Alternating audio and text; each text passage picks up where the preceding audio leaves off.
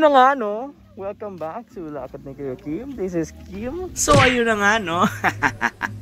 Pasensya, naputol ang aking video for introduction sa Lakad ni Kuya Kim. So eto nga pala si Kuya Kim nagbabalik sa Bulacan. Diarte pa rin itong pinuntahan natin. Ang pangalan ay Mount Brigino, no? So medyo pataas yung pupunta dito. So kaya namang motor niyan. Dami yung mga motor dito, pati tricycle, kaya. Eto nga pala yung lugar na pwede kang magstay, mag-chill. At saka kung gusto mo ng mini hike, meron dito. Meron silang bundok sa taas. Mga ano lang naman to, mababa lang. Mga 330 steps lang naman. Kaya kayang-kaya nyo yan, mga kalakad. Kaya samahan nyo ako. Tara na!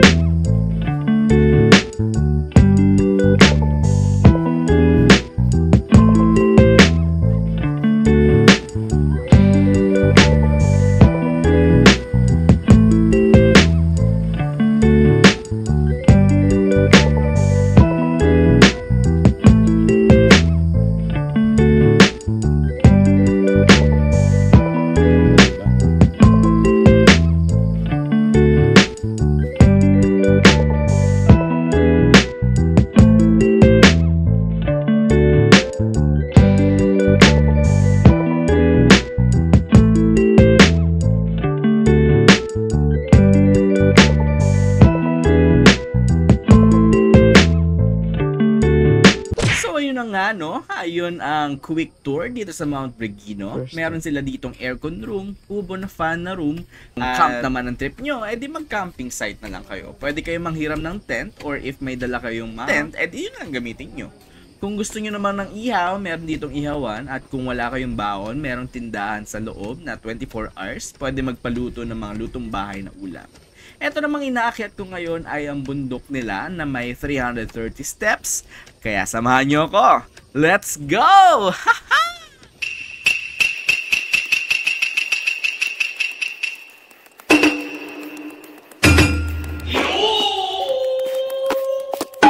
Kapagod. Ay, pahinga lang ako saglit kasi medyo matataas ang mga apakan at di tayo medyo sanay. Ayan ang view na makikita mo halfway through paakyat dyan sa Mount Brigino. Ang taas na napakatikas. Sa mga may mga picturean naman din pala pero hindi ko na pinuntahan kasi hindi naman ako mahilig sa picture. Pero tara na. Puntahan na natin ang peak ng Mount Brigino. Let's go! Do it! Just do it! Don't let your dreams be dreams. Yesterday, you said tomorrow. So just do it! Make your dreams come true! Just do it! Some people dream of success while you're gonna wake up and work hard at it. Nothing is impossible.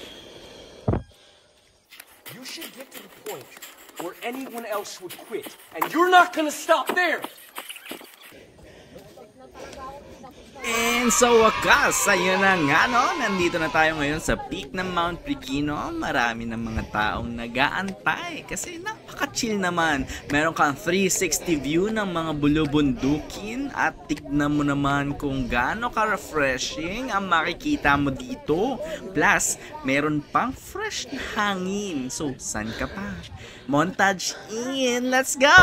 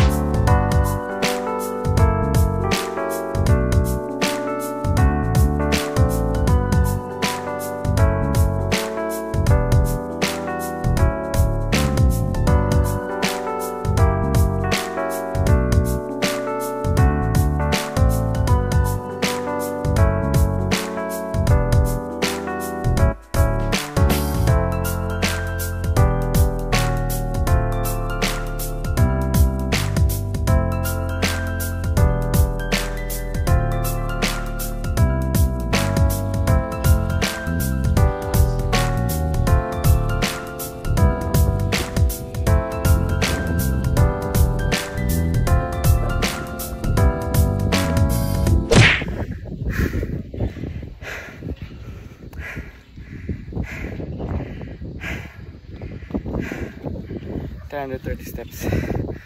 Easy. Ano pa dito? Everyone wants to live on top of the mountain, but all the happiness and growth occurs while you're climbing it. Pababa na kami at maniligo na sa pool para makapag-chill at matutulog na sa aming kubo. Ito nga pala yung pool nila. Ayan. So, etong sa kabila is yung pambata and yung kabila naman is yung pang mga adults. Tapos, yung CR nga pala dito is public restroom. Tapos, meron din silang liguan which is public din. And malinis naman at malaki which is masarap naman gamitin. Dito nga pala sa may bandang baba, safe naman ang kanyang mga parking. And ito may mga motor, tapos sa bandang taas doon is may mga kotse.